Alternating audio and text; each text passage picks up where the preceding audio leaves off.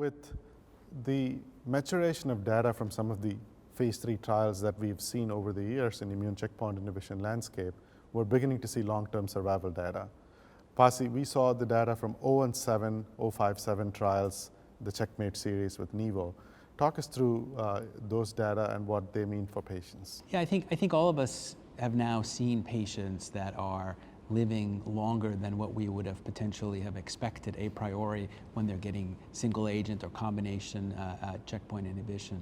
And I think the trials there gave us some real numbers as to what they are in a trial setting. So in the Nivo versus docetaxel trial, there was 5-year survival data was looked at, so 13% versus 3% 5-year survival. So fourfold improvement in 5-year survival, which is really a significant number. In the single agent pembro versus chemotherapy trial at 3 years, 44 versus 24%. So there too, a fairly significant number. So I think these are really meaningful numbers. These are numbers that we can tell our patients also about what is the likelihood of, if people ask, what is the likelihood of being alive at different landmark points. I think we're happy to be able to say they're better than what they were, and immunotherapy is clearly contributing to that. How long do we treat these patients with immune checkpoint inhibition? What is your practice? Yeah, I think that is another area where we don't have clarity. You know, how long do you need to treat someone who's really had a response and has had a great response for multiple months? Do you need to treat them infinitum? Do you stop at some point? Oftentimes 2 years has been kind of the point at which stopping happens. Sometimes you run into toxicities that start to build up between the first and the second year, and you have to kind of weigh that into consideration as well when you're treating individuals. How good's the response been? What are the side effects, et cetera? So I don't think we have clear guidance on that as to what the minimum amount is. And again, you go back to some of those early phase clinical trials of single agent IO, there are patients that only had very little in terms of treatment. They had to stop due to toxicity and had tremendous clinical benefit. So it's certainly possible that limited treatment can still lead to a benefit. I just don't think we have a clear idea of that.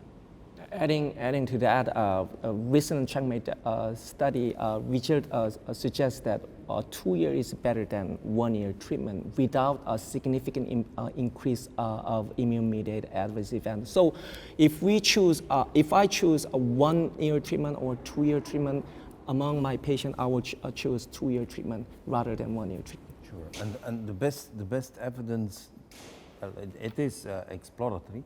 It comes from the pembrolizumab trials, because they were designed to give the immunotherapy for 2 years, while the other trials gave it until progression or even beyond progression, so you can't say much.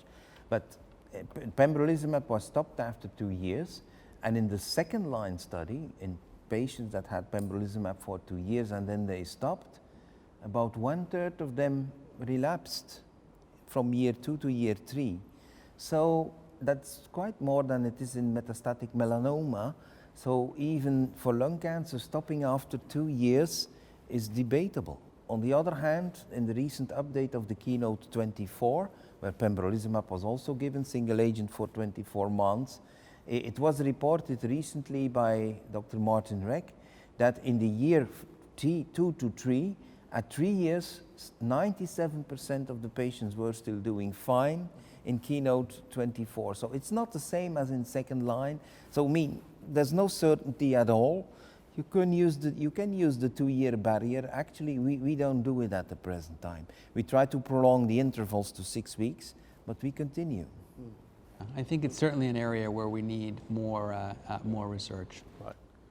So in non-small cell lung cancer, to wrap up this part of the conversation, we have highly effective options for frontline therapy for patients without a targetable mutation, immune checkpoint inhibition alone or with chemo, and now more recently with PD-1 and CTLA-4 combination, we're able to see durable benefits.